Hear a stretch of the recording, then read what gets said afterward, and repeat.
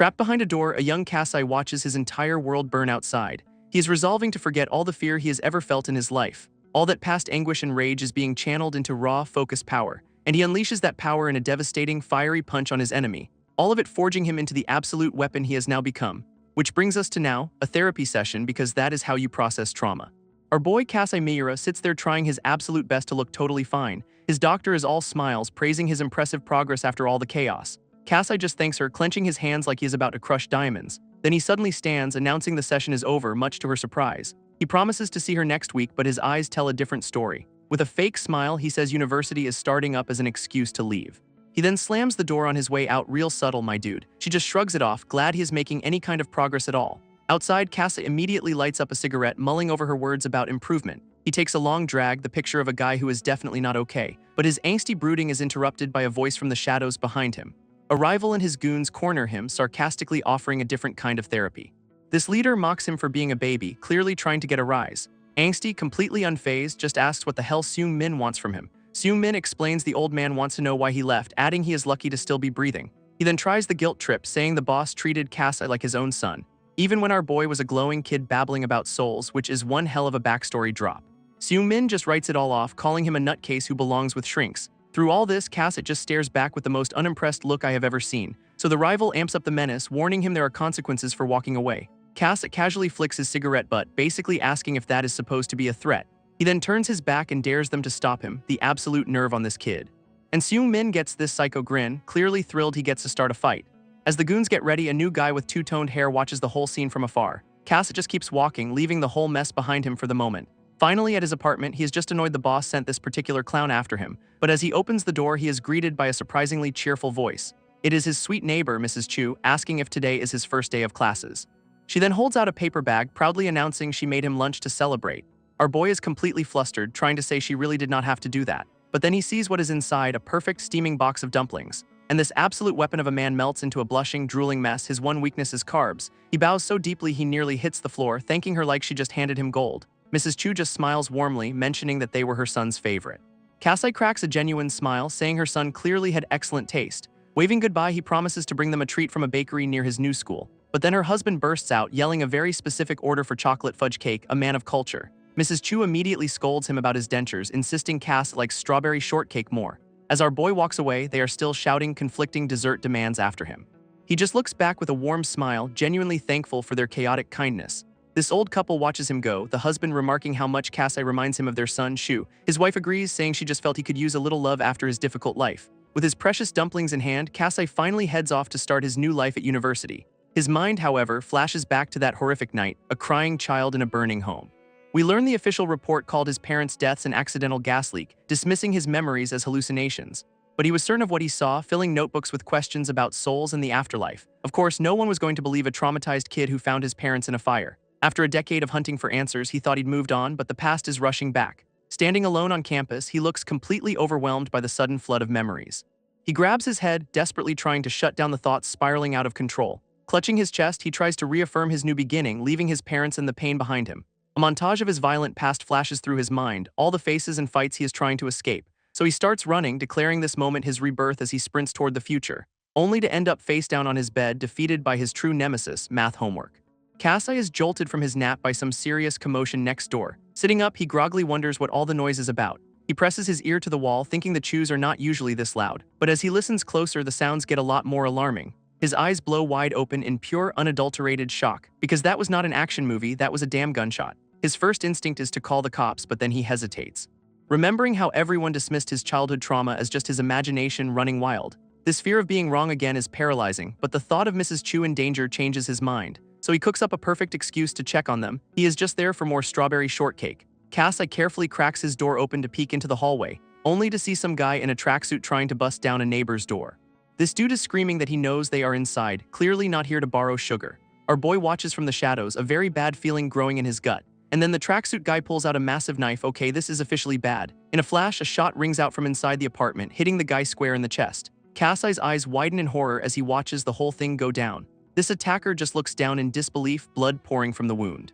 Before he collapses to the floor, leaving Kasai to realize this is getting way too messy. Then a man in a suit peeks out, annoyed that his target might have been in the wrong apartment. Kasai kicks the door in to find a man in a suit standing over the Chu's, gun in hand. This two lock eyes, one filled with pure rage and the other with bloody surprise. This new goon immediately points his weapon, ready to end the conversation early.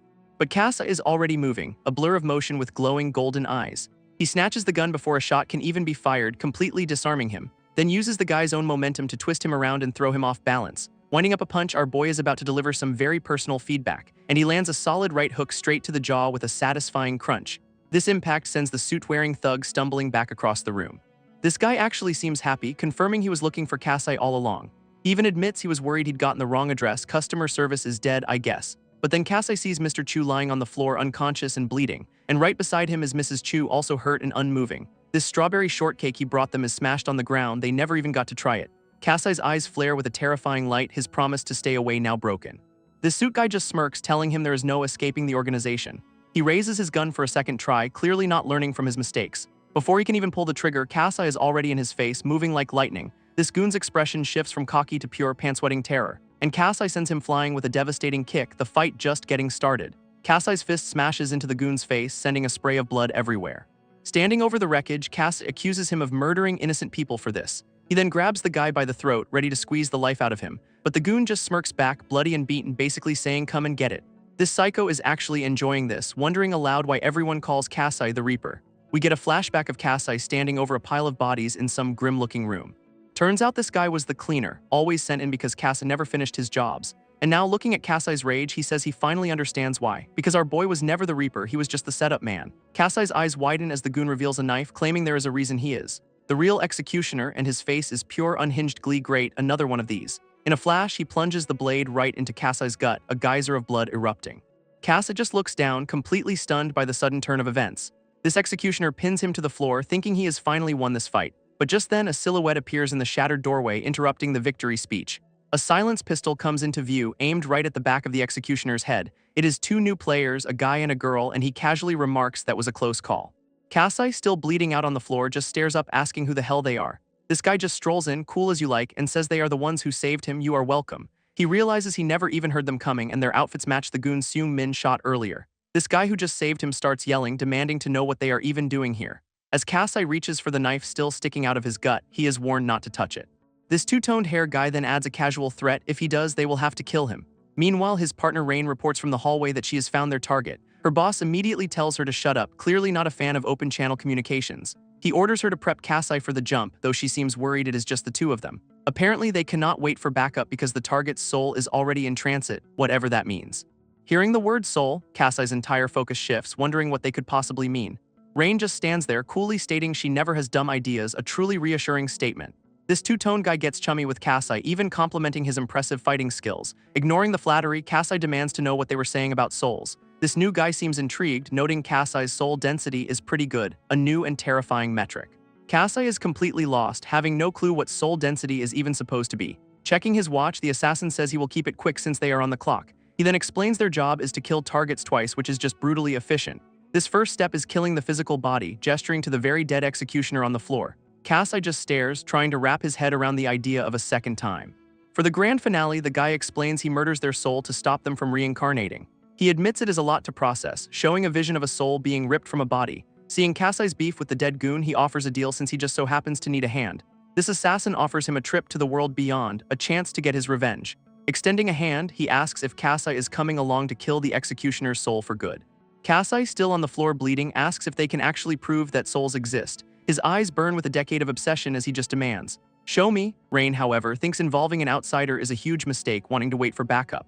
Her partner just dismisses her, saying they are on a timer and it was her idea to improvise anyway. He then pulls Kasai in, showing off the kid's high soul density score on his phone. She is completely stunned by the reading, not expecting this random guy to be so potent. Tapping our boy on the head, the assassin asks if they are soul jumping or not because he needs a hand. Then we get a cute little PowerPoint on soul travel, explaining he usually has a partner. This partner acts as a soul anchor, which sounds incredibly important and not at all made up. But since his usual anchor is unavailable, he risks accidental reincarnation, a real workplace hazard. So he cheerfully asks Cass to be his new, completely unqualified soul tether. What could go wrong? Cass understandably freaks out, yelling that this entire conversation is completely insane. He rants about soul realms and anchors, saying it sounds like a bad web novel, and he is not wrong. This two-toned hair guy just looks down at him, clearly done with the debate portion of the evening. Getting serious, he says he does not care if Cass believes him because he is on the clock. He cuts straight to the point. Cass has questions and they have the answers. This whole deal hinges on one thing, Kasai's desperate need for proof that souls are real, and we see a flashback to his childhood trauma, the very reason this insane offer is impossible to refuse. Kasai weighs the completely bonkers offer, realizing this might be his only shot at the truth. After a moment of thought, he is all in, practically shouting his acceptance. Desperation is a hell of a motivator. This two-toned hair guy just smirks, finding our boy's sudden enthusiasm a little extra, but hey, he will take it. He claps his hands, telling Rain to prep the newbie for his first field trip, much to Kasai's annoyance. Rain raises her arm, activating some kind of glowing device on her wrist with a very do not mess this up look. A massive energy field erupts around her as she warns her partner not to make her regret this little detour. Her boss just grins back, asking when he has ever let her down, a question that probably has a very long answer. Suddenly, a massive glowing magic circle materializes on the floor, trapping all three of them inside. Cass looks down to see a bright golden light bursting from his own chest, which is a new and alarming development. This energy coalesces into a literal ball of soul power in his hands, and he looks utterly baffled. His eyes go wide with shock as the assassin smugly declares today is his lucky day. With a blinding flash, the apartment vanishes, replaced by a sleek, futuristic room overlooking a massive city. Kasai is just completely stunned, trying to process the sudden and extreme change of scenery. He frantically pats himself down, demanding to know where they are, while the guy notes his soul handled the jump well. This assassin gets way too close, calling him a natural, while Cass accuses him of drugging him, which is honestly more believable. Leaning against a window, the guy reminds him he asked for proof and then welcomes him to the soul realm. In that moment, Cass sees his past and realizes he was not crazy all this time. The validation hits hard. His new tour guide gets right in his face, asking if he is already getting cold feet. But Kasai's resolve is absolute, saying after everything he has endured, chickening out is not even an option. His eyes burn with a decade of obsession as he declares he is here for one thing, answers. Choi casually leaps off the skyscraper, promising Kasai he will get the answers he is looking for. Our boy just stares up, completely baffled by this guy's total lack of self-preservation. Floating midair, Choi makes his pitch, help him kill the executioner's soul for good. Kasai immediately tries to backpedal, telling this lunatic to hold on a damn second. He scrambles for the window frame, yelling that if he is gonna jump, at least let him get clear first. Suddenly, Choi is right in his face, hanging upside down and asking him to repeat that. Clinging on for dear life, Kasai already looks like he wants to murder his new tour guide. His new boss lays out the stakes. They have 15 minutes before the soul reincarnates, so hurry up. He explains that physics works differently here as a weird drone zips past Kasai's head. Kasai flinches back as the drone introduces itself as Selena, because of course the murder drone has a name. A new woman appears, introducing herself as the Watcher who will protect their bodies during the soul dive. Rain, his partner, is absolutely furious, insisting this kid is just going to be dead weight. Choi just tells his team to chill, saying they need to do proper introductions first. He finally gives his name, Rain Choi, an assassin for the Soul Hunter Association. What a title. Kasai gives his own name back, his expression a perfect mix of I am in and what have I done. Standing on the edge of the world, Choi tells him he is ready whenever our boy is. Our boy just looks out the window, muttering to himself that this whole situation is completely insane. Taking a deep breath, he places a bare foot on the very edge of the skyscraper. His toes curl over the precipice, committing to a leap of faith he is not even sure he believes in. Standing on the ledge, overlooking the impossible city, he fully accepts how bonkers this all is. With a final crack of his neck, Kasai decides he is all in on this insanity. Stepping forward, he walks right to the edge of the skyscraper, not even flinching. Our boy just strolls along the precipice like it is a casual walk in the park. Choi just grins, telling his little murder drone that Kasai is way too pessimistic. Floating below, he calls out Cass for being a downer, says the guy who just jumped off a building. Kasai reminds him about the promise of answers, but Choi says business comes first. Choi brings up their target, Seung-min, who Kasai already killed back in the real world. This whole thing finally clicks for Kasai as he asks if reincarnation is actually real. And Choi just points to the sky with a smug bingo, confirming everything. Turns out this Seung-min guy has reincarnated over 40 times, getting more twisted with every life. Across history, he has left a trail of bodies, a real recurring menace. Choi explains that some souls are just too evil to deserve a second chance. Red energy crackles around his hand as he gets to the point of their mission. His eyes glow as he declares their job is to execute the unworthy souls for good. With a flash, a massive, glowing red sword materializes right in his hand, very subtle. Kasai is just staring, completely floored by the sudden appearance of a magic soul sword. This blade itself seems to be made of pure, dripping energy pulled from absolutely nowhere. Just then, Selena the drone announces it has found the target, and Choi tells Kasai to look up. A glint in his eye shows he has spotted something in the sky above them. And there it is, a nasty purple blob on a distant rooftop, Choi's official tour of a corrupt soul. So the corrupt soul is a giant ripped lizard man, which is definitely an aesthetic choice. Kasai stares up in disbelief, finally recognizing the monster as his old nemesis. Seung-min Choi zips up to the ledge, explaining this is the guy's true form and telling Kasai to just sit tight. Our boy is having none of it, yelling that Choi cannot just drag him here to be a glorified paperweight. He insists he can help, reminding Choi about his good soul density and his personal beef with the target. With a terrifying grin, Choi tells him Soul Realm brawls are way out of his league, so please stop whining. Suddenly, Choi's expression shifts to shock as the drone alerts him to something. His eyes dart upwards, spotting movement on the skyscraper above them. And there is Seung-min right behind him, prompting a very casual "ah, shit" from our professional assassin. Cass absolutely loses it, screaming a warning that the giant lizard man is literally on his six. Seung-min's massive tail whips around, slamming into Choi with incredible force. This monster's eyes glow as he unleashes something called a blood art, which sounds pleasant. Choi gets caught in a swirling vortex of red energy, a technique ominously named Bleeding Crescent. This attack erupts in a massive explosion, shattering the entire glass facade of the building. Seung-min gets launched backwards from the blast, looking like he overdid it just a tad. But then he is hit by a massive counterblast of white light, completely blindsided. This beam of energy slams into him, sending him skidding across the rooftop. Choi casually lands on the ledge, thanking the monster for saving him the trip down. Seung-min looks absolutely furious, realizing he just got baited into destroying his own high ground. From his new perch, Choi just taunts him from above, basically daring him to try again. Choi just smirks, reminding everyone he is on a tight schedule for this soul lizard extermination. His eyes flare with a sudden intensity, signaling that playtime is officially over. But Kasai completely ignores the stay-put order, sprinting across the glass towards the fight. Choi tries to stop him, only to get a foot launched directly at his face for his troubles. This kick connects beautifully, sending the professional assassin flying backwards, so much for experience. As he is reeling, a massive blue wing suddenly swoops in from behind and he knows he is screwed. Seung-min snatches him right out of the air, looking just as confused as Choi about this whole situation. This monster winds up for a punch that is about to turn our soul hunter into a fine red mist. Instead, he just smashes through another few floors of the skyscraper, completely missing his target. Now free, Choi yells at Kasai for not listening, insisting he had everything under control. Sure you did, buddy. Kasai is on his knees, complaining about getting kicked after saving him, but the drone says that kick was the save. Our boy is just left completely bewildered, trying to process the absolute chaos of the last 10 seconds. Meanwhile, Seung-min is trashing the building with energy spikes, forcing Choi to realize defense is pointless. Deciding to switch tactics, he prepares to unleash his own blood art, which sounds super friendly. He summons a massive, swirling tower of red energy called Crimson Rise Roman 3. Subtlety is not his strong suit. Surrounded by these blood tendrils, Choi starts hunting for the monster hiding in the wreckage. He notes Seung-min is attacking from multiple floors to hide, which is clever but also super annoying. Suddenly, a massive beam of blue energy erupts from below, aimed right at him. Choi realizes the monster only used one tendril, giving away its exact location, a rookie mistake. Using the energy wave like a surfboard, he dives straight down, riding the attack back to its source. Choi unleashes his own blood art, his eyes glowing with red energy. He is done with this game of hide-and-seek, launching a piercing fang attack straight down. Smashing through the glass, he plummets towards the floors below, but he lands perfectly on an interior surface, using the weird gravity to his advantage. Inside, he can move normally, ready to hunt his target on even ground. His energy blade whips around as he prepares for the real fight to start. Standing in the wreckage, he finally spots his prey, casually saying, "There you are." A nearby wall begins to crack and splinter from an unseen force, and Seung-min bursts through with a roar, looking absolutely unhinged. This two finally face off in the destroyed office space, ready to throw down. With a smug grin, Choi delivers a classic pre-fight taunt about how ugly the monster is. Meanwhile, Cass is just stewing, complaining about being dragged here just to be a spectator. Selena the drone bluntly tells him to stay put or he will just get himself killed, thanks for the vote of confidence. This battle rages on, a chaotic clash of red and blue as Choi realizes death here is permanent, and the drone just confirms it for Cass with a very casual "yep, you die." Back in the real world, Rain watches over their bodies, promising to protect them. Choi calls out her name mid-fight, putting his full trust in his partner. He then unleashes a massive attack, boasting that she is one of the strongest hunters. This attack connects with a massive explosion, shattering what is left of the building's facade. It is a direct hit, piercing straight through Seung-min's chest and leaving him reeling. A timer suddenly appears, giving them just over 7 minutes for a double kill, no pressure at all. Kasai's attack connects, blasting Seung-min as Choi zips in from above to follow up. Landing on the glass, Choi complains about the clock, clearly in a rush to wrap this up.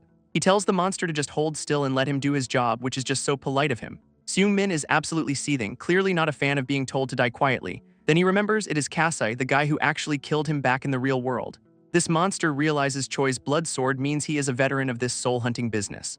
Admitting he probably cannot win alone, Seung-min starts cooking up a new, probably terrible plan. He clings to the side of the skyscraper, looking for an advantage or maybe just a distraction. Inside the building, he thinks he spots someone else, a much more tempting target, and there is Kasai looking up like he's been waiting for this exact moment. Seung-min's eyes flare with pure rage, finally locking onto his true nemesis. His massive tail smashes through the glass floor, aiming to crush Kasai in one shot. Choi just looks annoyed, realizing the monster has completely changed its focus to the kid. Using his blood rings, he dives headfirst through the shattered window after them. This assassin plummets down through the building, trying to catch up to the chaos. He continues his descent, a red blur against the wreckage of the skyscraper. From below, the sky is just a fractured mess of broken glass and blinding light. Choi finally lands inside, ready to get back into the fight and save his new intern.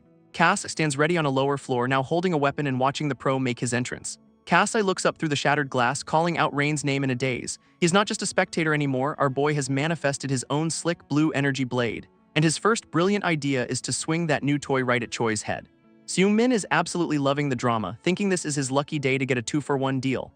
Ignoring Choi's frantic screaming, Cass is completely locked in on his attack. Choi dodges with a smirk, sarcastically asking if Kasai is trying to cut him out of the fun. This monster just scoffs from the sidelines, clearly annoyed by how persistent these two are. He then asks the million-dollar question, why is Choi so obsessed with killing him when they have never even met? With a smug grin, Choi explains it is nothing personal, just routine justice for a multi-lifetime crime spree. Seung-min scoffs at the word justice, especially since Kasai is part of this righteous little crusade. This whole situation is so absurd to him that he just throws his head back and laughs. He mocks the very idea that these two could ever be his judge and jury. Then he tells Choi that if he is really looking for a sinner, he should probably turn around and take a good long look at the so-called hero standing right behind him. Seung-min starts spilling all the tea, revealing he knows about Kasai's bloody past as a reaper. This monster roars that if his hands are dirty, Kasai's are drowning in blood, calling out the hypocrisy. But Choi just cuts him off, revealing Seung-min is not the mission Cass is.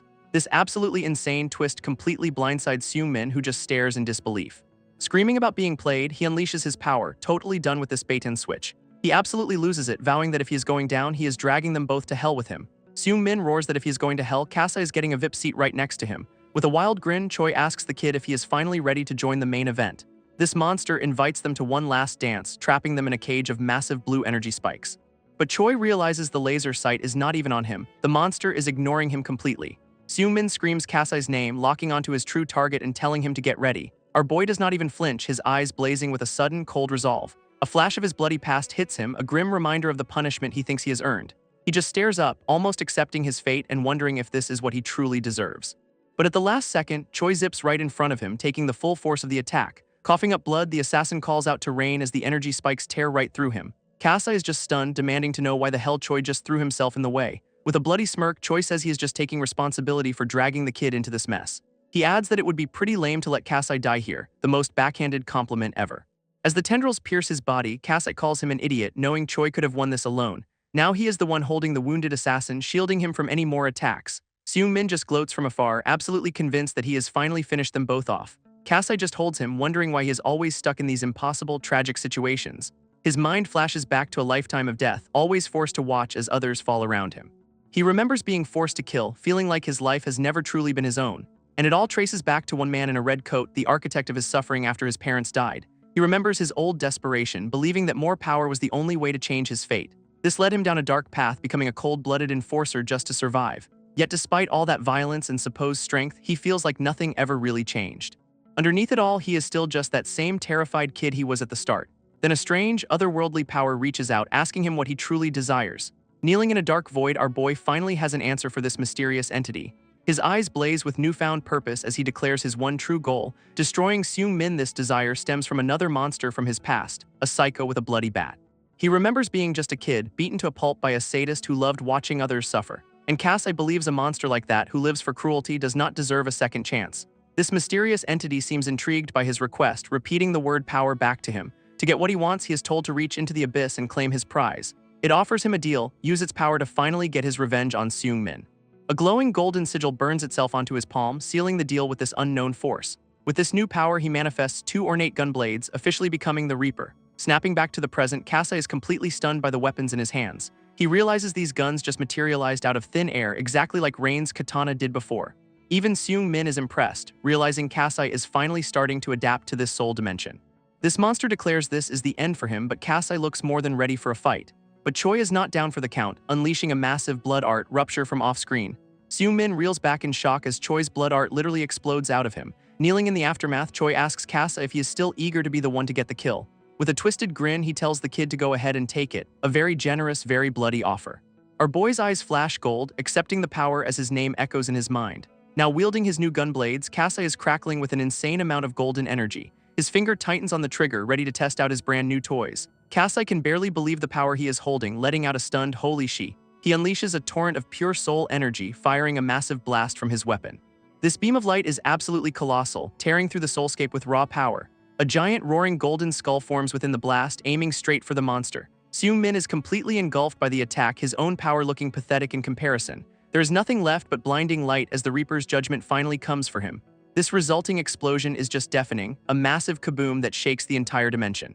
Back on the sidelines, Selena the drone can only stare, wondering what the hell just happened. She is absolutely floored by the sheer soul density of Kasai's attack. Choi just smirks from his puddle of blood, smugly asking Selena if she sees it now. His voiceover confirms it as Seung Min gets obliterated. The kid has potential. And Kasai just stands there, bathed in a golden aura, looking like a god of destruction. But Seung Min's voice taunts him, saying this power will not change who he is or erase his past. A glimpse of his old life flashes by, a reminder that without them he'd be nothing. Seung Min's final words echo as his soul vanishes, promising a grim reunion someday. Back in the real world, Choi is a bloody mess, telling Selena it is time to bail pronto. Kasai stands there, the golden glow gone, looking like he has aged 10 years in 10 minutes. With a heavy finality in his eyes, he declares the job is officially over. He blinks and finds himself back on the floor of some random room, the soulscape completely gone.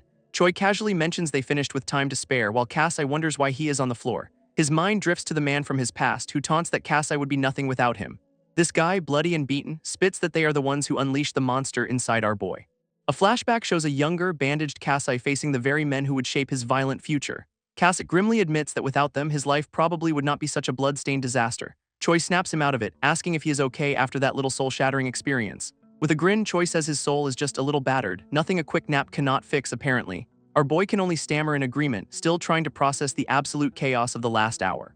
Just then, a loud bang at the door interrupts their very unprofessional post-mission debrief. This police are here to crash the party, and Choi's reaction is a deeply unenthusiastic, "Oh great." Cass is completely freaking out because of course the cops would show up now. When he asks if they are with the authorities, Choi cheerfully admits they are not and never said they were. As Kasai has a full-blown crisis over helping criminals, the team preps their getaway. Choi just cuts him off, saying there is no time for questions because they need to leave like yesterday. Before he can argue, the blonde woman slaps a mask on his face, confirming they are absolutely running from the cops. This blonde woman cocks her pistol, coolly reminding Cass they are assassins, not citizens waiting for a citation. She then dares him to try explaining this whole supernatural mess to the incoming police.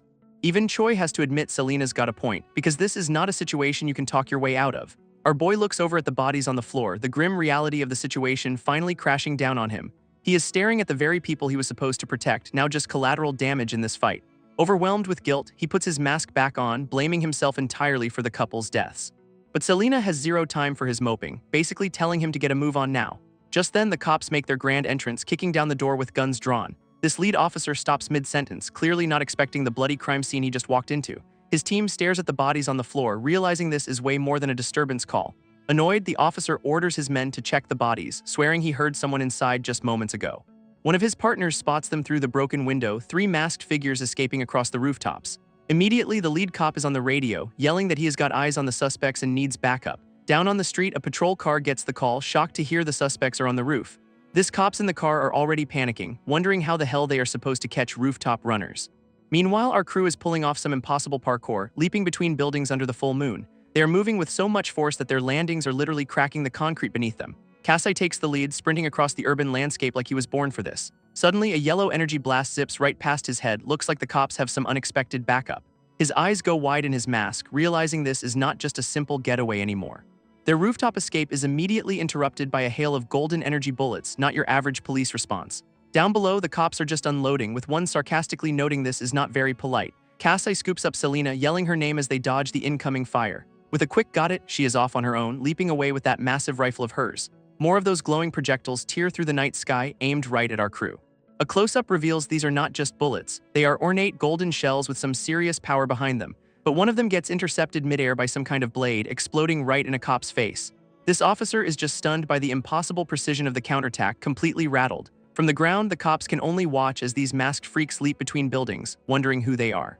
Choi starts whining about getting shot at, and Selena tells him to shut up before he gives away their position. Peak teamwork. He then compliments Cass on his cop-dodging skills, asking if he has a lot of practice. Suddenly, Choi gets dead serious, declaring he has sacrificed everything for them and now he wants some damn answers. Cass just brushes him off, pointing out their target is a safe house right below them. Without another word, our boy just yeets himself off the roof with a gleeful yahoo. He lands with a ground-shattering impact, ready to keep the momentum going, and his grand entrance ends with him poofing into a dumpster, scaring a rat very graceful. Up above, Choi and Selena just stare down, completely silent and probably judging him so hard right now. Choi decides he will take the fire escape, and Selena basically tells him to go first, a true lady. His bare foot slams down onto a manhole cover, a much less dramatic arrival than Kasai's dumpster dive. Now regrouped in an alley, Cass asks about the escape plan, questioning their professional assassin status. Choi hits a hidden switch on the manhole cover, activating their very professional escape plan. With a puff of smoke, a secret entrance opens up and he proudly announces this is it. He then offers a very chivalrous ladies first into the dark, grimy hole. What a gentleman. They have entered a Soul Hunter Association safe house, one of many hidden across the city. But Cass immediately points out that this safe house feels more like a creepy storage cellar. Selena just smirks, holding a glowing green device and explaining there is a good reason for that. Turns out this is not the actual asterisk safe house, it is just the lobby, I guess. Suddenly, the whole room starts to shake violently, making Choi wonder what is happening. Casa just warns him to hope he has a strong stomach for what is coming next. Our boy's eyes go wide as the floor beneath them starts to give way, because this entire room is actually a high-speed elevator plummeting deep underground. It finally comes to a stop in front of some seriously imposing stone doors. As the doors open, Choi is carrying two very unhappy passengers, one of whom is threatening murder. Kasai just takes in the new surroundings, probably rethinking all his life choices. A heavy doom echoes as someone makes a much more dramatic entrance from above. A red-coated man with a cigarette casually asks what he told them about bringing strays home. Choi explains their injured comrade Haru is alive thanks to Selena, but he is on a 10-minute timer. This boss, now named Leo, does not miss a beat, ordering Haru straight to an operating room. His attention then snaps to Kasai, his glowing eyes asking who the hell their new guest is. Selena gives the rundown. Kasai was a bystander who helped, has skills, and a crazy high soul density. Leo smirks, casually grilling them for taking a random kid on a high-stakes soul mission. Kasai just grins back, pointing out that even the perpetually unimpressed Selena vouched for him. With a grin that is a little too wide, Leo decides our boy must be something special after all. So naturally, his immediate next move is to put a gun right between Kasai's eyes, a warm welcome. Our boy is, to put it mildly, a little surprised by this particular HR policy. Choi immediately steps in, demanding to know what the hell Leo thinks he is doing. Selena looks on, absolutely furious, realizing this was some kind of twisted setup. But Leo just tells the kid not to take it personally, which is super reassuring. He then declares Kasai's soul is filthy, and that is apparently a fireable offense. A massive bang echoes through the room as he pulls the trigger point blank. Selena can only stare in absolute horror, completely frozen by the sudden violence. Choi is equally stunned, his eyes flaring red with disbelief and rage, and Leo just stands there, cool as a cucumber with a cigarette in his mouth. But wait, the gun is smoking in Kasai's hand, not Leo's, as he holds the barrel up. Our boy's eyes are glowing gold again, and he looks royally pissed off. He literally grabbed the gun mid-shot, stopping the bullet with his bare hands. Before Leo can even blink, Kasai is already twisting into a counterattack. He follows up by planting a massive kick right in the boss's chest, sending him flying. Yet somehow Leo is smiling through it, admitting the kid's got potential. Turns out this whole attempted murder was just a very, very aggressive job interview.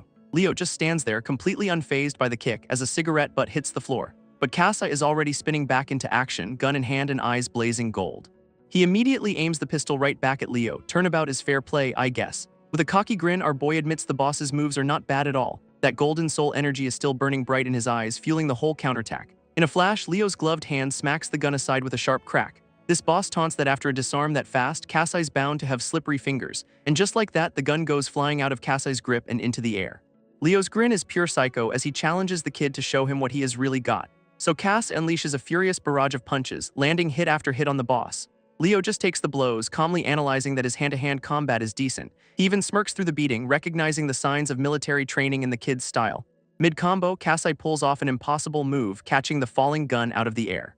He cocks it immediately, telling the old man that he has had enough of these games. But Leo is already in motion, flipping clean over his head like it is nothing. Their eyes lock in a moment of pure intensity. This is way more than a simple test now. Before Kas can pull the trigger, Leo's hand clamps down on his, stopping the shot. Our boy can only watch, stunned, as Leo racks the slide and ejects the bullet. This boss casually mentions he did it before Kasai could even react, mid-kick no less.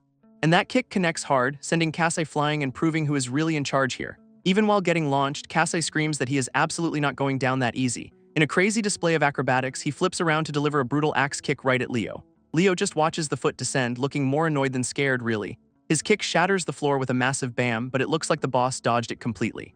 That soul energy is still burning in his eyes as he immediately scans for his target. This boss just casually dusts himself off, sarcastically calling this whole thing a good workout. He even compliments the kid, saying he finally understands why Selena saw something in him. Kas is breathing hard, but the boss's praise immediately turns sour with a sorry kid. Because this after-school club has some pretty strict entry requirements and he is holding the rejection letter. Just then, a new guy with two-toned hair appears, pressing a gun right to Leo's temple. Leo looks completely unimpressed, asking if his subordinate is going through a rebellious phase. But the two-toned hair guy refuses, reminding Leo that they owe each other their lives after tonight. With glowing red eyes, he tells Leo to check Kasai's soul density before spilling any brains. For a moment, Leo just stares him down, actually weighing the argument. Surprisingly, Leo relents, putting his hands up and agreeing to hear the kids out. He then drops a massive bombshell, revealing Kasai is on their hit list as part of Yomura's inner circle. To everyone's shock, Kasa just confirms it, admitting he used to be in Yomura's gang. A flashback shows him walking away in the rain as he insists he left that life behind a year ago.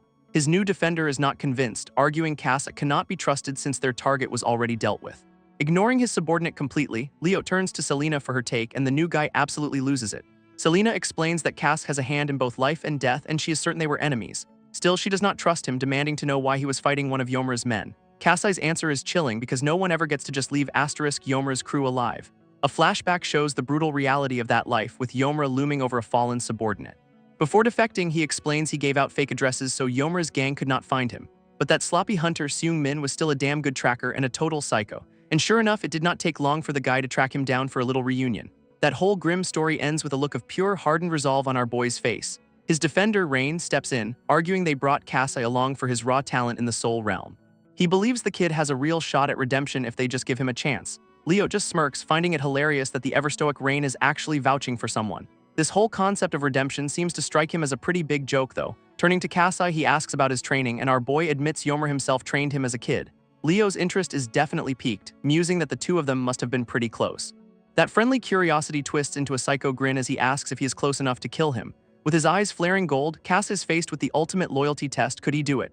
Another flashback hits, showing a battered Kasai at Yomura's feet, a reminder of the man's cruelty. This memory of Yomura's judgment echoes that someone like him does not deserve a second chance. Back in the present, Kasai gives his answer with cold certainty. He could kill Yomura if needed. But Leo just lights a cigarette, completely unconvinced by the kid's tough guy act. What a letdown. Leo taunts him, asking why our boy is even here if he is not ready to kill. But Kasai drops his tragic backstory. Someone broke in and stole his parents' souls. He explains that for years, no one ever believed his story, not even for a second. Now he is determined to learn everything about the soul realm to finally get his revenge. Leo asks if he can track the soul stealer, then casually mentions they only destroy souls, not capture them. That does not faze Cass at all, who is just fired up by the possibility of learning more. With a clenched fist, he insists that any information about souls would be enough to start. Flicking his cigarette, Leo admits the kid's real-world skills are decent enough, I guess. But in their line of work, he explains physical fighting is only half the battle. So before deciding whether to blow his brains out, Leo has one more test in mind. He announces they need to see how Kasai handles himself in the actual soul realm. This leads them to a massive, sterile chamber filled with high-tech pods arranged in a circle. Our boy can only stare in wonder, asking what the hell this place even is. This tech guy Tom explains they are ethereal chambers, a soul realm simulator that prevents actual death. Leo pats a pod, cheerfully adding they can spar without any pesky dying getting in the way. He then tells Tom to set up a fun environment for 2 participants. With a truly evil smirk, Leo confirms the number is just 2. And the big reveal for this final interview stage, it is Cass versus Selena. Kasai's face just completely breaks, realizing he is about to fight the scariest woman alive. As he panics, Leo just tells him to be grateful he is even getting a choice in the matter. Selena smacks him upside the head, telling him to just get this over with already. Rubbing his neck, Kasai figures he's basically got 2 choices in this situation. He can either join the Soul Hunters or Leo just straight up executes him some choice.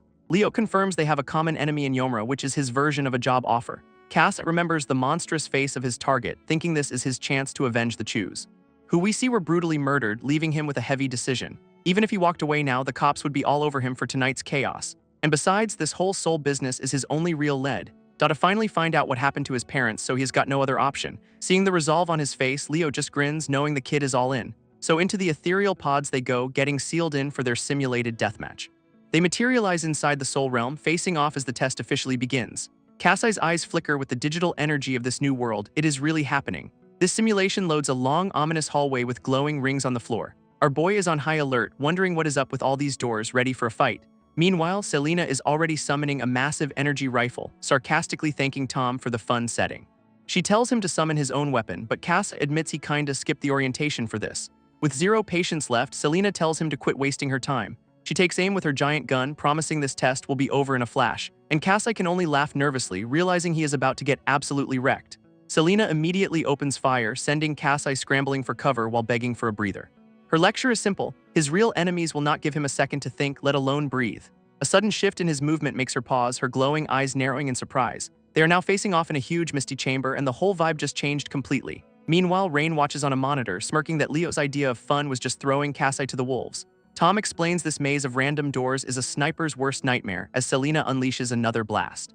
Amused, she considers that she might be giving the newbie a handicap after all. Kasai barely dodges the shots, and she muses he might just survive long enough to summon his own weapon. Peeking through a fresh blast hole, he analyzes her gun, realizing it shoots pure energy. He focuses, remembering the pistols he used before, and tries to tap into that same power. And just like that, he summons his dual pistols, immediately wondering how he gets them back later. This celebration is short-lived as Selena unloads another volley, forcing him back on the defensive. Realizing he is outgunned, our boy decides to switch tactics, time to fight with his brain instead of brawn. So he starts a conversation from behind cover, asking how long she and Leo have known each other. This kid even cheekily asks if the boss is her dad or something just to get a reaction. Selena shuts that down fast, stating that Leo is simply her mentor. Kasai keeps pushing though, doubting that simple loyalty exists in their world, clearly looking for a weakness. Her answer is a cold confirmation, but her expression gives absolutely nothing away. A quick flashback reveals Leo saved her as a child from a fire, explaining she owes him everything.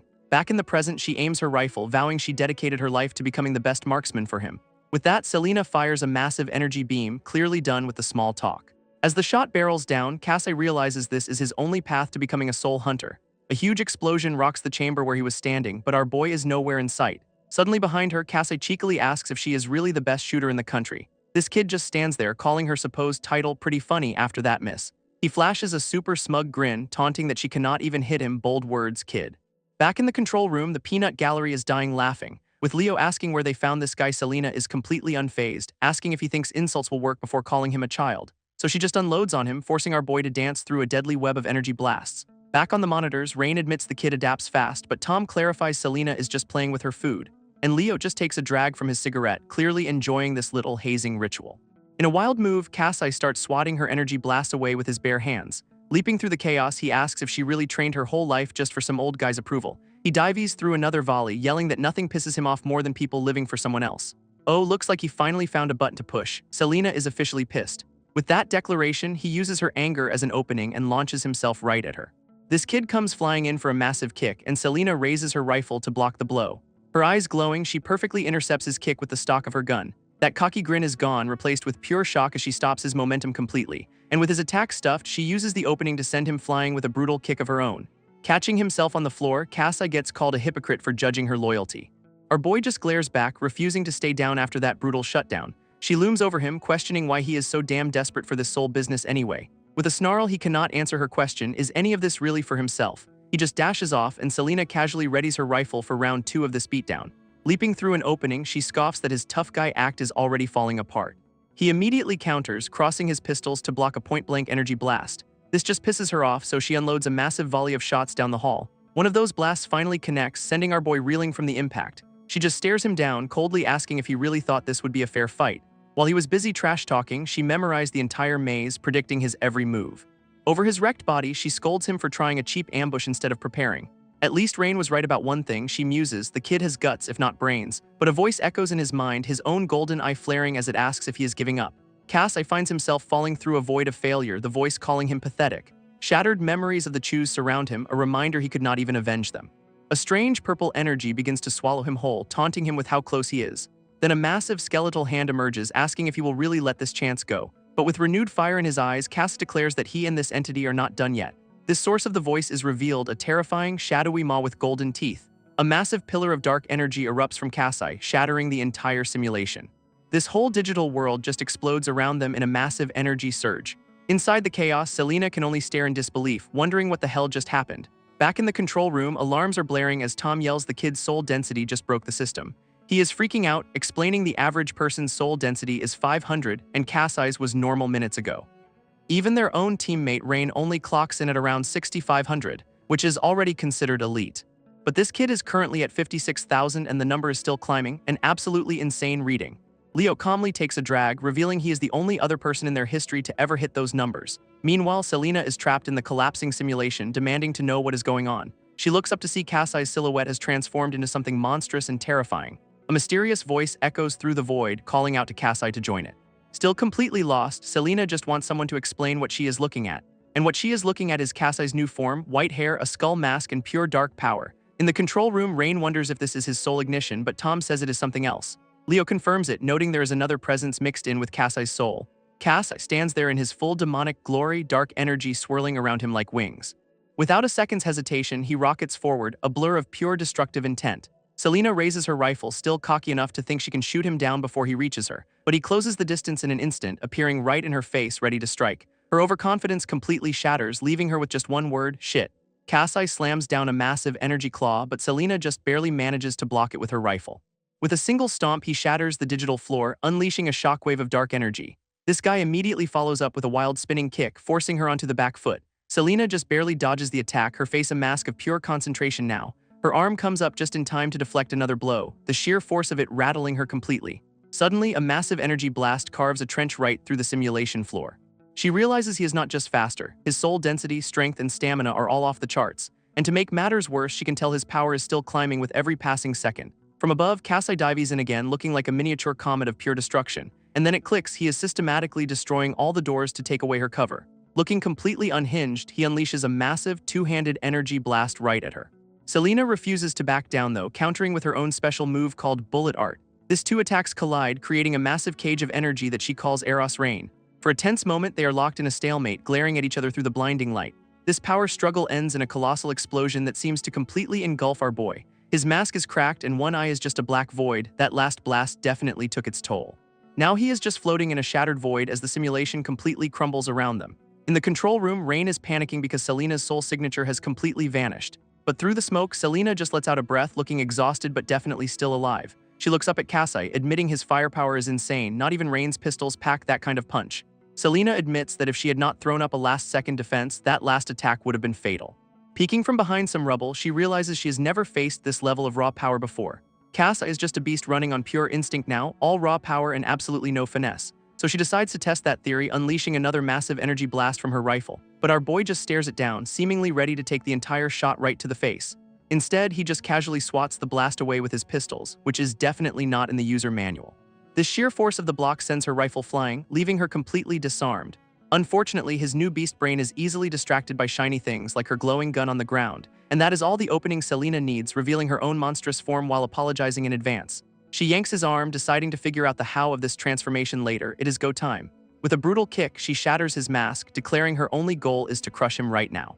This resulting impact creates another massive explosion, tearing up what is left of the simulation. Back in the control room, Rain is freaking out, realizing Selena used her rifle as bait for a trap. Leo explains she condensed her soul density to hide her presence and boost her physical stats. He calmly notes that while Kasai has the raw power, Selena is the one with actual technique. So now it is a classic showdown, pure unadulterated power versus years of refined combat skill.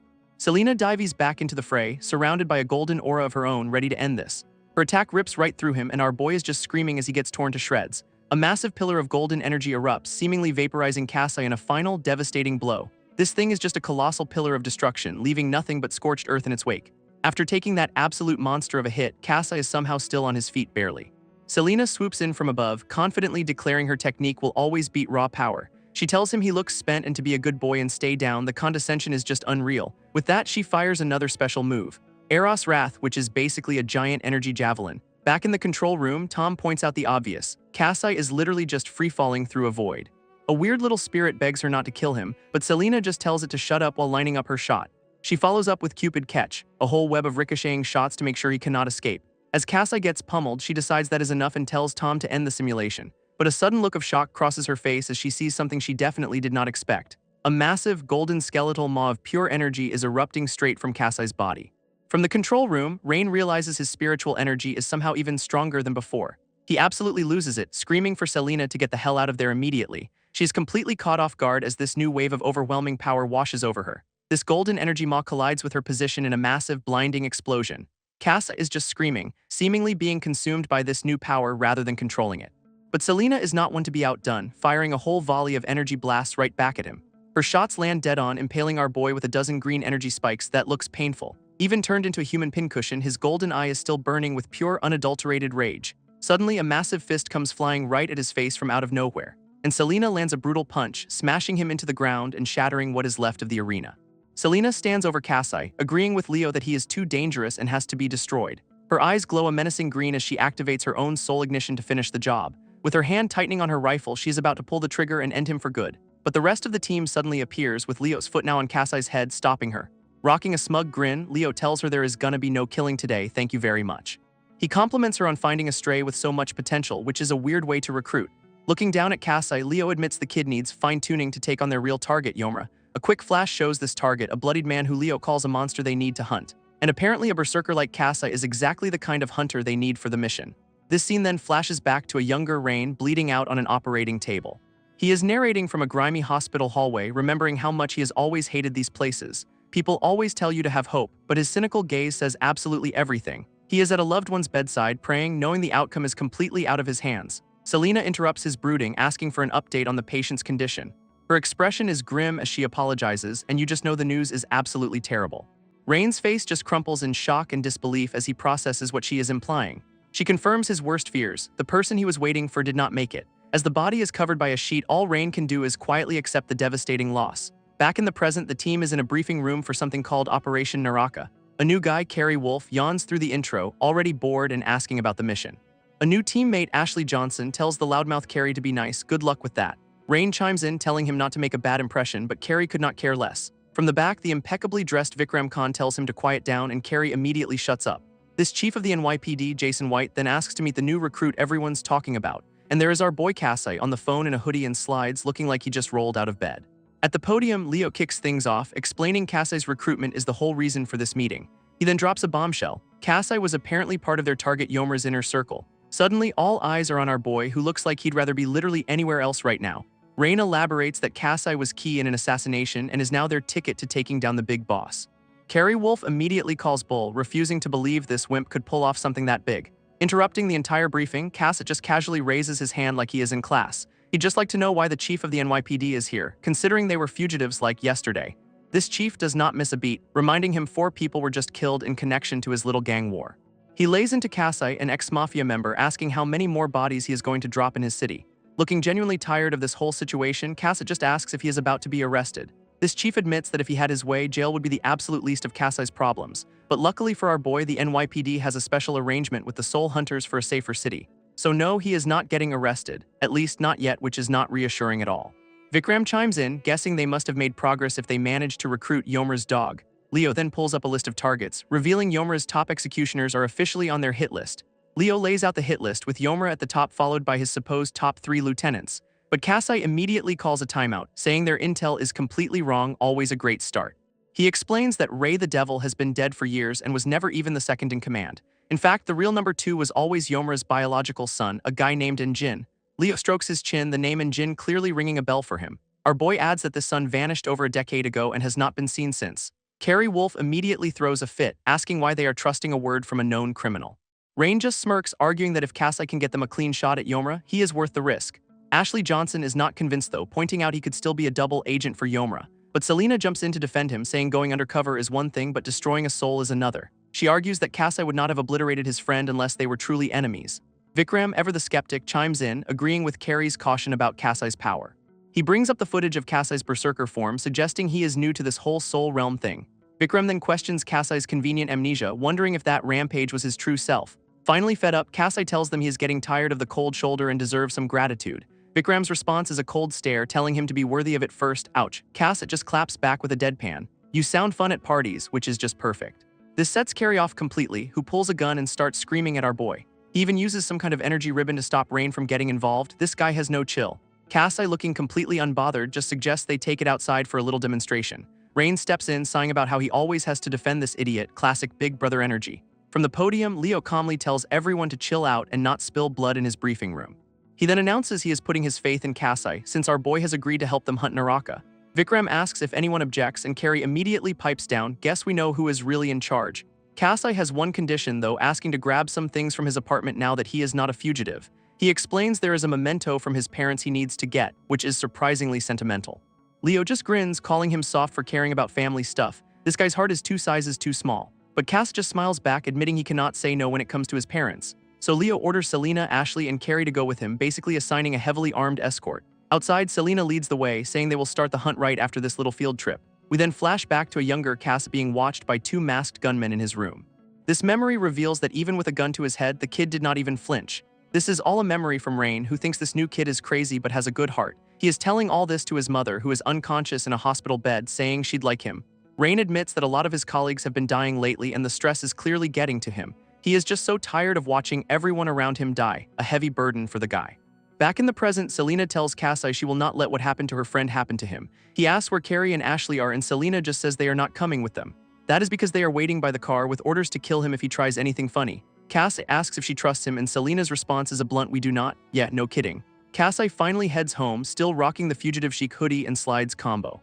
He arrives at his apartment, which is now a crime scene, but at least they let him go home right. Our boy is just completely exhausted and hoping for a nap after all this nonsense. As he puts the key in the lock, he has no idea what is waiting for him on the other side, but a sudden glint in his eye shows he has realized something is very, very wrong.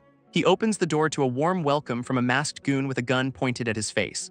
And it is not just one guy, it is a whole party of them because his day just was not bad enough. Suddenly, the door bursts open and Selena gets thrown in, crashing to the floor as a distraction.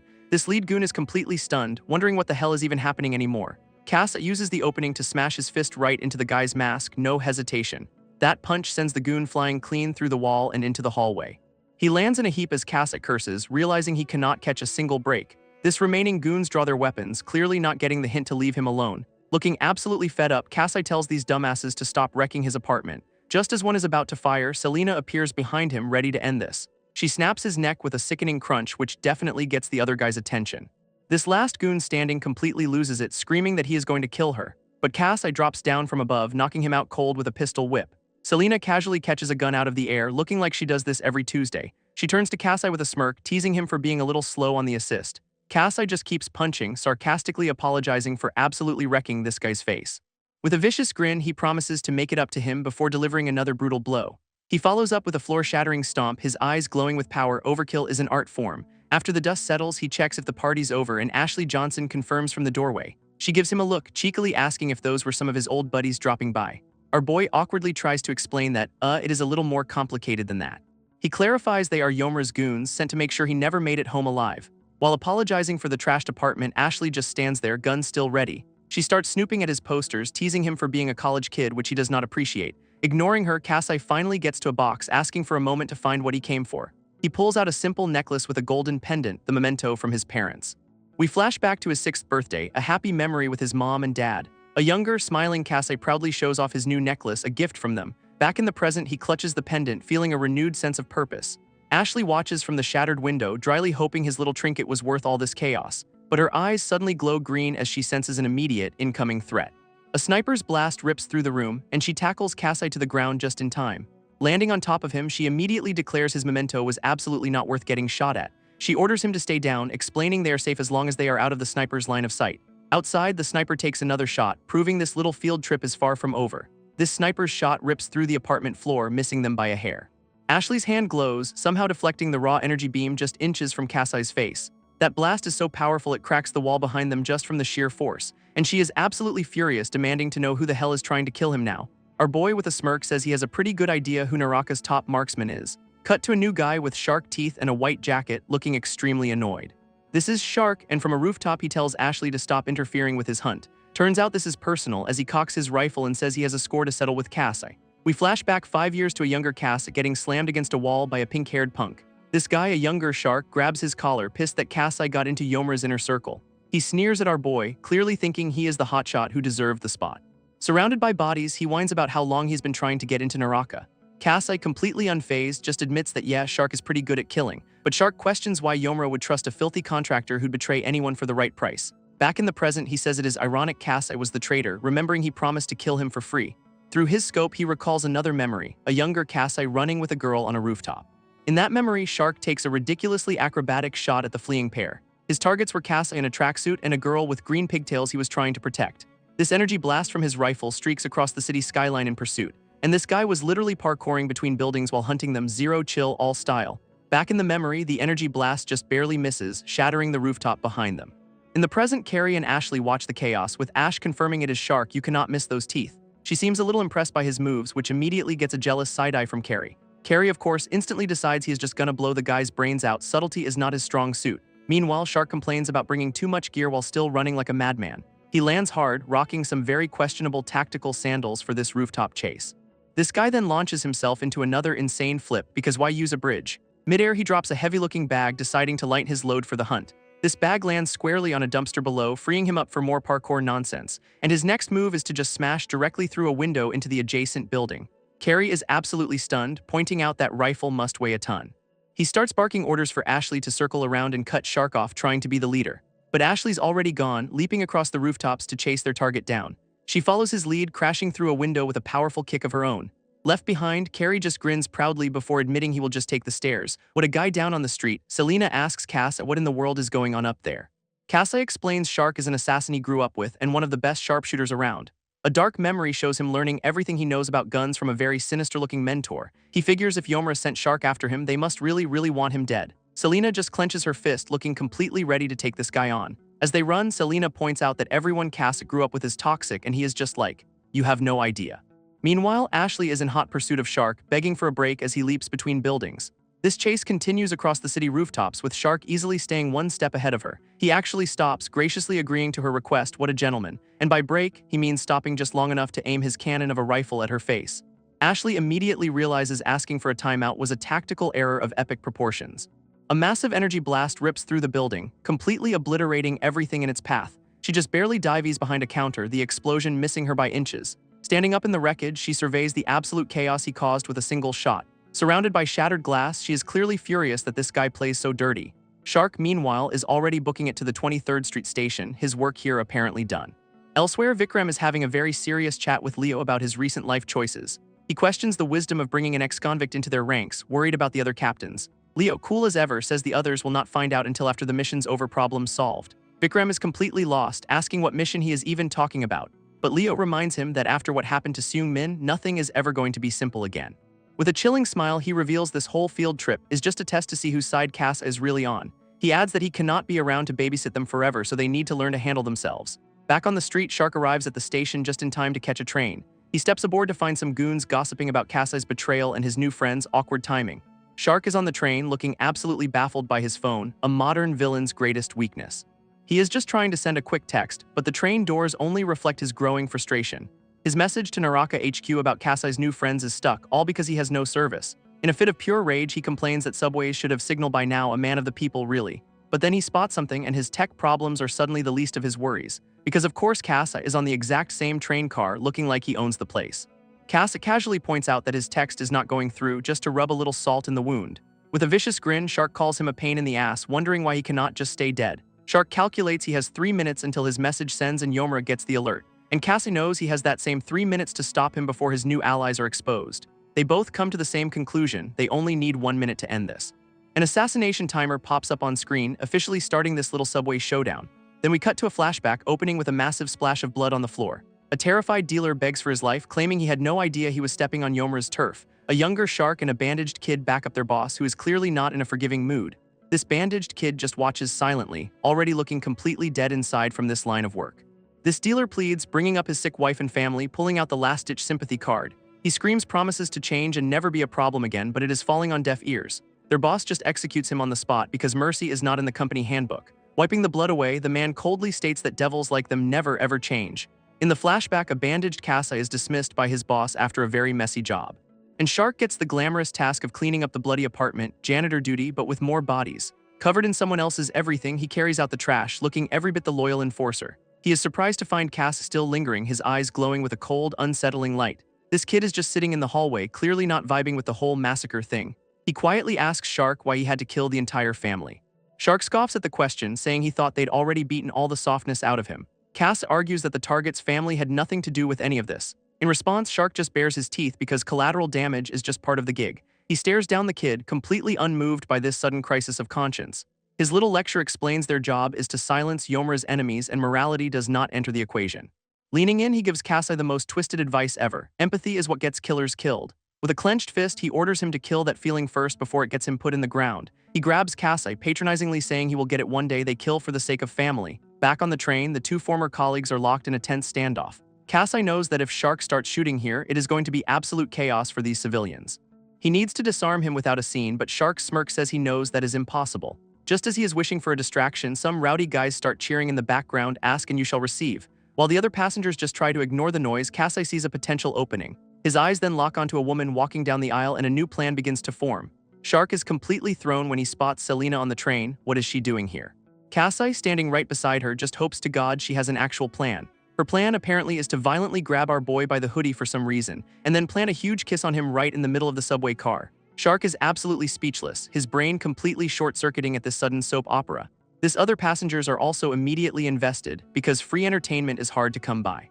Just as everyone is distracted, the train plunges into a dark tunnel, hiding them from view. This rumbling of the tracks provides the perfect cover for what is about to happen next. See, the whole point of that PDA was to make everyone look away, creating the perfect opening. And in that moment of darkness and confusion, Selena launches herself at her target. She flies through the train car, and Shark realizes way too late that he has been played.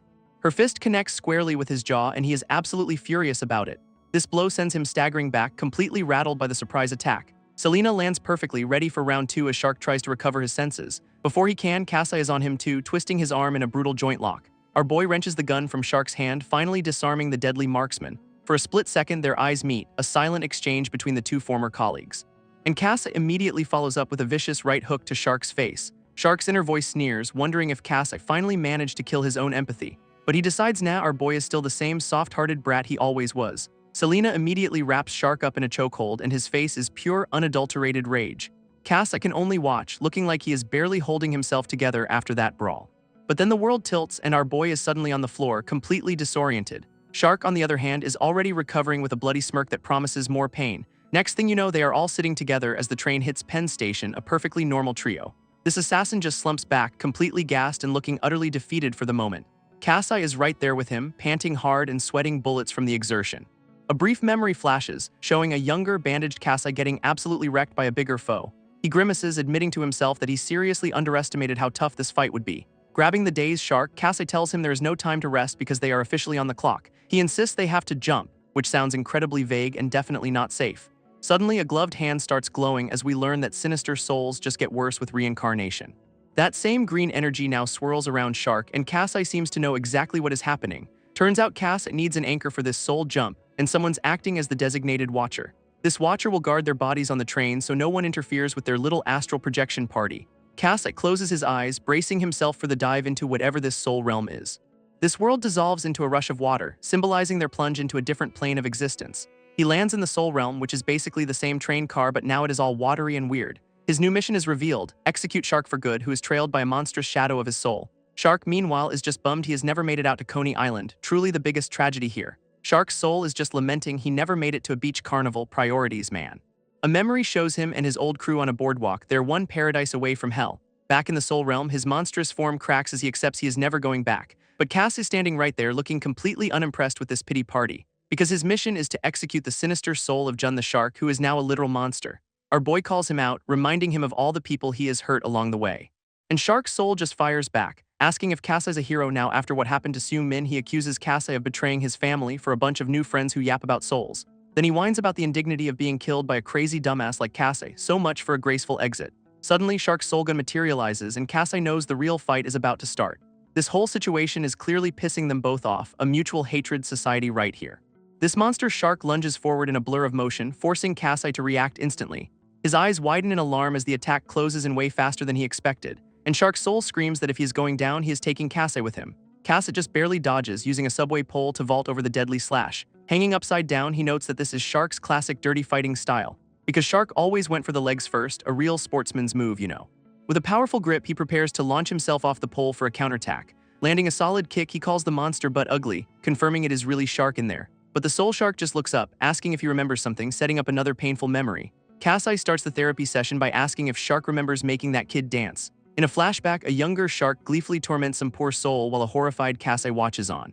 Another memory shows a victim's son calling out Shark's hypocrisy about family right before the end, because Shark's definition of family never included anyone else's, just his own twisted crew. And young Kasai's face shows the exact moment he realized what kind of monster he was working for. Back in the soul realm, our boy declares he is not letting Shark hurt anyone ever again. He grips the subway pole like a bat, ready to end this whole damn thing right here. But the soul shark just scoffs, refusing to die twice at the hands of a brat like him. He even mocks Cass for using a pole instead of summoning his soul weapon, pointing out he is still a rookie. Selena's voice chimes in to roast his training, and Shark piles on with a jab about performance anxiety. Brutal. Then the monster unleashes a massive wave of soul energy done with the witty banter. A glowing projectile flies right at Kasai's face, forcing him to react fast. He dodges a whole barrage of attacks, barely staying on his feet against the onslaught. In a moment of panic, Kasai screams out for Selena, clearly overwhelmed. Shark's soul just taunts him, telling him to dance just like he made that kid do all those years ago. A massive blast of energy erupts from the monster's mouth, aimed right at our boy. This attack is absolutely huge, with Shark's soul laughing as Kasai is about to be engulfed. Kasai gets caught in the monster's jaws, using the pole to desperately hold them open. Finally, having had enough, his arm starts glowing with purple energy as he shouts he is done talking, and with a powerful swing he smashes the energized pole right into the monster's face. With a furious yell, Kasai swings the energized pole like a home run bat. This impact absolutely shatters the monster's jaw in a brutal smash. His hand digs in deep, making sure that hit really sticks. Then our boy follows up with a soul-powered punch right to the gut, and the soul shark is genuinely surprised, like he did not expect the kid to fight back. Another devastating punch lands square on its face just for good measure. This sends the monster reeling, completely stunned by the sudden beatdown. Kasai vaults into the air, ready to bring the pain from above, but the soul shark just opens its mouth, preparing another one of those lovely energy blasts. So Kasai decides to dive straight down its throat, a bold dental plan for sure. His eyes are glowing with pure rage, completely done with this whole conversation. Inside the monster's maw, a massive blue energy beam starts to form. Our boy just keeps diving, committed to this very questionable life choice. Suddenly, a huge wave of energy erupts from the monster's mouth, and the resulting explosion completely engulfs Kasai in a flash of light. He gets blown away, looking pretty wrecked from that point-blank blast. This monster looms over him, commenting on how weird its new body feels. It then admits that this monstrous form feels completely natural, which is not at all concerning. Kasai just scoffs from the floor, saying of course it does, that is Shark's true self. Then a chilling thought hits him: if that is true for Shark, what does that say about him?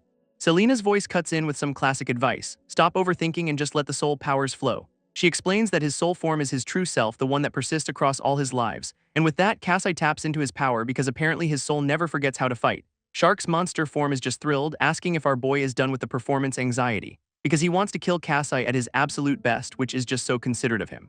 A thin black blade suddenly materializes and zips through the watery soul realm. Meanwhile, back in the real world, the train doors open to a blinding white light.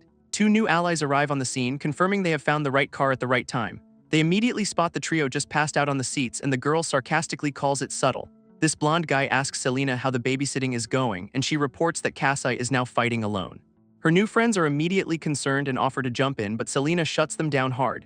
She explains that while Kasai has potential, this is a test he has to face by himself, because it is one thing to be strong, but it is another to have the guts to execute a former comrade. Back in the soul realm, Kasai unleashes a massive barrage of energy blasts. He realizes that despite his higher soul density, their power output is somehow evenly matched. A handy little diagram explains he has a ton of soul energy but can only channel a little at a time. This means his attacks have to match Shark's output exactly to even stand a chance. Our boy starts to panic, wondering how he is supposed to do that with basically zero training, so he just summons a giant flaming soul fist, because when in doubt, just punch harder. Elsewhere, a smug-looking guy in red gloves notes that the hardest part of these missions is the realm itself. That smug guy in red gloves explains the soul realm is alive, so its logic is totally bonkers. As a giant waterfall appears, he says that when the realm evolves, you either adapt or you get wrecked, which is exactly what is happening to Kasai right now. Kasai screams in frustration, yelling that he is still trying to figure all this out. Then a look of pure focus hits his face as he locks onto his target, just in time to dodge a massive energy beam from Shark's monster form. Turns out the monster has an Atlantis rifle attack with a ridiculous spiritual energy output. Our boy desperately leaps between floating debris as the monster just spams energy blasts everywhere. This problem is, the further away he is, the more of an advantage the soul shark has, a classic sniper problem, and the train car is now vertical, so he is literally falling away from his target, which is just perfect. He knows if that thing gets a clean shot, he is not just dead, he is soul dead. But our boy knows the #1 rule for dealing with a sniper. You get right up in their grill and he rockets forward with a fist full of soul fire.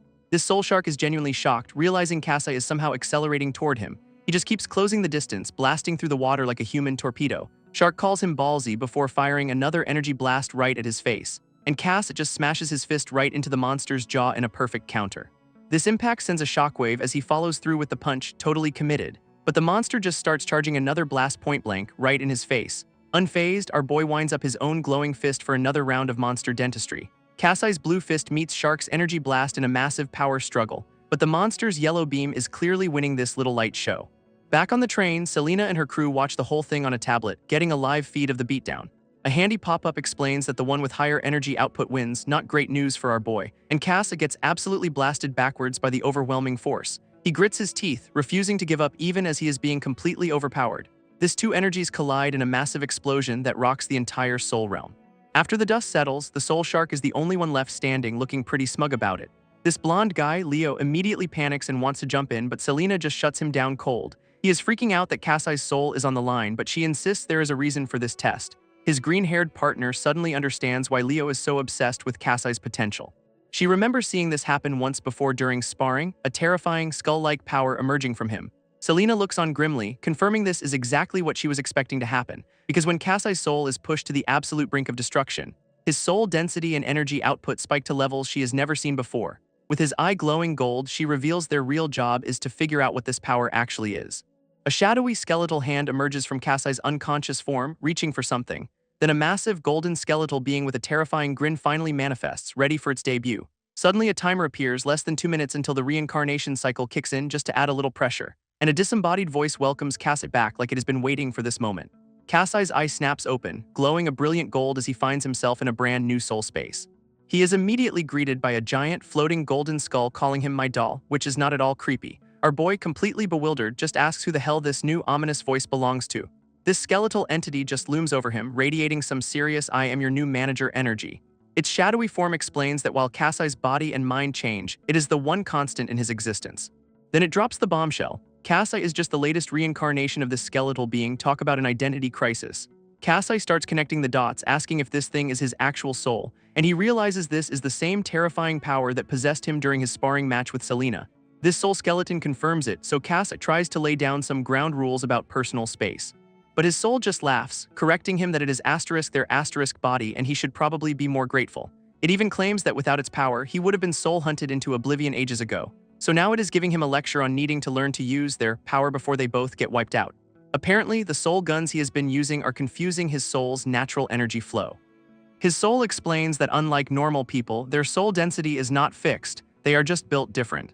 A helpful diagram shows his guns are basically a symptom of him rejecting his own soul's true power. This finally explains why Rain noted his soul density was skyrocketing back then. It was this thing waking up. He asks about that sparring incident, and his soul admits it only had about 1% control at the time. Kasai looks at the terrifying form, wondering what it would be like at full power. And his soul casually mentions that at 100%, Selena would have been vaporized in under a second. It then reveals it is still super weak and poses a chilling question about why it has not just taken over completely. This soul admits it is still wounded from a battle in a past life, needing Kasai to keep them safe while it recovers. So Kasai asks a pretty solid question: why would the soul hunters be after them in the first place? His soul just calls him a fool, saying it is because they are fundamentally different from everyone else. Then it grabs his face with a shadowy hand, announcing a crash course on how to use their power correctly. Kasai is immediately yanked back into the soul realm, plummeting back toward the fight. He lands with a massive splash, making a grand re-entrance into the watery battlefield, and the soul shark's massive energy cannon is still there, looming over the arena. This monster looks down, genuinely surprised that our boy is even conscious, let alone back for more. A massive energy blast immediately crashes down with devastating force. But this time, a dark, cloaked form rises from the water to meet the attack head-on. Kasai, now looking incredibly smug under a new hood, just complains about his really shitty day. This soul shark screams about his persistence as a huge explosion rocks the point of impact. This new power sends the monster flying, slamming it hard against the wall, so much for an easy win. Now Kasai stands there in a slick new outfit, wielding 2 jagged soul blades and crackling with energy. This soul shark recovers in the churning water, looking absolutely furious about this sudden power-up. But our boy just notes that the entire soul realm is starting to shift around them again. Suddenly, a massive beam of golden light erupts from below, signaling a huge change. Back on the train, the crew shields their eyes from the tablet's blinding feed, realizing this is very, very bad. Selena grits her teeth, warning that time is up. The reincarnation cycle is starting to kick in. A vortex opens in the soul realm, threatening to suck everything into the cycle in under a minute. Leo desperately pleads with Selena to pull Kasai out, saying they can just hunt shark later. But a flashback shows Kasai telling her to stop, determined to handle this himself. He admits his soul is far from pure, weighed down by a past he is not proud of. Our boy even understands their distrust, who knows what kind of monster he was in previous lives. As a skeletal power forms behind him, he sees this as his one chance to do something right. With total resolve, he decides to fully embrace this power and see the fight through. This soul shark just scoffs, declaring there is absolutely no redemption for a guy like him. Kasai's foot slams down, kicking off a high-speed charge across the watery battlefield. And the monster meets his advance, its own massive foot crashing into the ground. Both fighters rocket toward each other, fully committed to ending this right here and now. This reincarnation timer reappears, now ticking down from 50 seconds just to add to the fun. Suddenly, we flash back to a white-haired Cass running down a sterile, greenlit hallway. At the other end, a former comrade with an axe screams at him for being an ungrateful brat. This guy, who must be Shark, lectures him that it is way too late to try and come clean. Cass tries to reason with him, insisting they do not actually have to do this. But Shark just coldly replies that he is only following the boss's orders, so much for friendship. This two then dash at each other, their past conflict finally coming to a violent head. Back in the present, Kasai mirrors that exact same charge against Shark's monstrous soul. He leaps directly at the massive beast, looking like a gnat trying to fight a freight train. Our boy grabs onto the monster's huge blade, using it to vault right into striking range. He immediately gets dragged underwater as the soul shark sinks its teeth into his shoulder. Then the monster slams its massive claw down, trying to pulverize him on the spot. We flash back again to that green hallway with a younger Kasai desperately reaching forward. His former comrade, Shark, meets his charge with a brutal kick right to the jaw. Their past fight was just an ugly, desperate brawl with no witnesses, and in the present, Kasai's new power collides with the monster in a massive explosion of energy. Back in the past, Shark dodges an attack, looking absolutely furious with his old friend. He then lands a devastating blow, punching a spike of red energy clean through Kasai's chest. Yeah, that is a hole where his vital organs should be, which is generally not a great sign. Shark stands over him, asking if he thinks this is easy, basically telling him to just give up. He even offers to let things go back to normal if Kasai just walks away, though his face says otherwise. But our boy, bleeding out on the floor, just grits his teeth and says he cannot do that. So he staggers back to his feet for another round because clearly he enjoys internal bleeding. His two former friends lock eyes, both totally committed to this pointless violence. In the present, Kasai unleashes a massive slash with his new soul blade. His hand crackles with dark energy as he focuses all his power into the attack. This new strength absolutely shreds the soul shark, sending blood and energy flying everywhere. A splash of red hits the ground, confirming he is finally drawing blood from the beast. This flashback shows them both on the floor, battered and broken, with Shark holding a knife. But in the now, Kasai wins up a final glowing punch, ready to finish this for good. This flashback continues with a younger Kasai blocking a punch from his white-haired comrade, but Shark takes a brutal stab right to the gut for his trouble. He just lets out a raw, agonized scream, blood flying from his mouth. Kasai clutches his own head, looking like he is losing his mind in the middle of the brawl.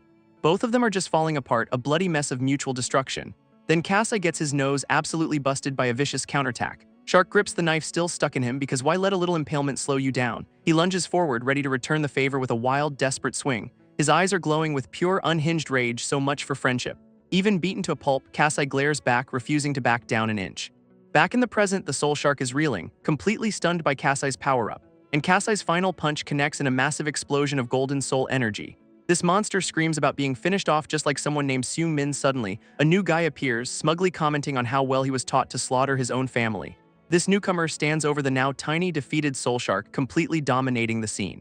He starts his villain monologue, calling Shark a gullible dog who just follows orders. Then he taunts him about his new friends, asking if they promise to find his parents' killer. This guy keeps twisting the knife, suggesting Kasai's crew just sees him as a weapon. Enraged, the soul shark roars back, furious at being called out for abandoning his family.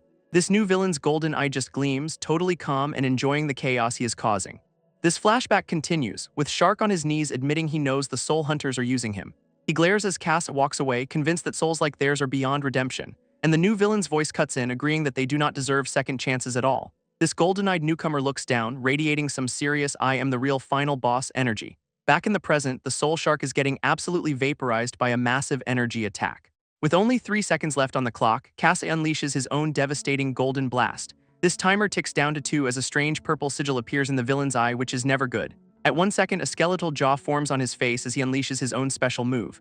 A blinding white vortex called Pale Infinity completely engulfs the soul realm, and the timer hits 0, announcing the window for a double kill has officially closed. Suddenly, Kasai finds himself in a serene, watery space opposite a pink-haired guy named Jun.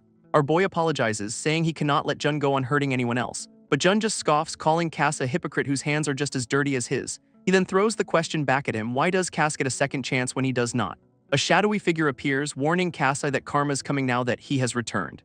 Jun smugly reveals they are talking about the true heir of someone named Yomra. And surprise, it is the golden-eyed villain from before, whose name is apparently Injin. Injin promises he is coming to hunt down Kasai and his band of freaks very soon. He puts a hand on Jun's shoulder, confirming they are a team and they will be waiting for him. Jun's final words are a casual "see you in hell" as they are both pulled away by shadowy monsters. And just like that, Kasai blinks his eyes open, finally back in the land of the living. He immediately bolts upright, calling out for Jun, but a new teammate tells him to take it easy. This guy just leans there, smugly asking if he had a nice dream, real great bedside manner. Turns out they are in the Soul Hunter's medical bay and our boy has been out for 5 whole days. Kasai absolutely loses his mind at the news, but his buddy is just like, what did you expect? Sinking back into his pillow, he has to ask the most important question, did he actually win? We get a quick flash of the soul shark getting absolutely obliterated by that final blast, followed by a shot of Kasai's own golden power as he remembers his final words to Jun. His teammate confirms it with a grin. Shark's soul was completely destroyed, all thanks to him. He even tries to offer some comfort, saying not to feel bad even though Shark was his friend. This guy lays it on thick, reminding him that thousands would have died if Shark kept reincarnating. We see a quick shot of Shark's human self staring out a train window at his own reflection. Kasai just grimly agrees because he already knows the stakes were that high, but his teammate admits that knowing the stakes does not make killing your old friend any easier. Then Kasai spots some flowers, asking if his buddy brought them, but gets a quick "oh nah." Turns out they were from Selena, and we get a flashback of her giving him a kiss that leaves him a blushing mess. Apparently, she felt super guilty about sending him in alone with the whole crew watching in horror. She had to use a massive burst of power just to pull his soul out at the very last second. For a terrifying moment, the team genuinely thought they'd lost him to the reincarnation cycle for good. His teammate just grins, saying how lucky they are that things worked out. Yeah, lucky is one word for it. His teammate Rain is heading to a briefing telling Kasai to stay put, but our boy asks if it is about Naraka. Kasai is already getting out of bed, insisting that if Naraka's involved, he absolutely has to be there. With a knowing smirk, Rain just says he totally figured that was coming, no surprises there. This door to the briefing room creaks open as two people announce their fashionably late arrival. Inside, the team leader is not impressed, immediately calling out Rain for bringing an extra guest. Rain just grins, explaining he brought Kasai along since the kid was so eager to join the party.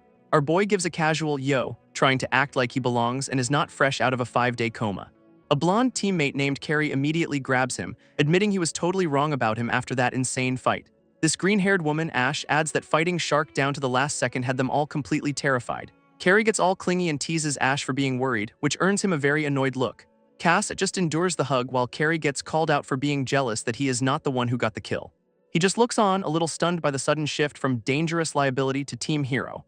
Then Selena speaks up, asking if he is wondering why they did not jump in to help him during the fight. But Cass just says it is fine, admitting he totally gets why they would not trust a guy like him. Rain chimes in, saying this is Kasai's chance to keep proving to everyone that he is on their side for good. Selena listens as he explains his goal is to prove he is actually a good person deep down. Her expression softens, and she seems to be seriously considering his words for the first time. This leader just grins, declaring Cass looks healthy enough to get back in the field, so much for a vacation. He follows that up with a warning though, one slip up and it is straight back to the infirmary for him. With total resolve, Cass just answers, yes sir, ready to take on whatever they throw at him. Meanwhile, on the villain's side of town, the briefing board shows two targets already crossed out. A gloved hand dramatically stabs the photos of Seung Min and Jun, just to really drive the point home. In a ridiculously over-the-top throne room, a subordinate reports they lost both guys in just 1 week. This green-haired guy tells his boss, Lord Yomra, that he has gathered intel on who is responsible.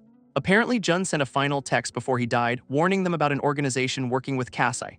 This message reveals Kasai's new crew are military-trained bodyguards who helped him take down Seung Min. After some digging, he confirms they are a known group of vigilante assassins operating in the city, and using a tracker in Jun's bag, because of course he did, he has found a way to get rid of these bugs.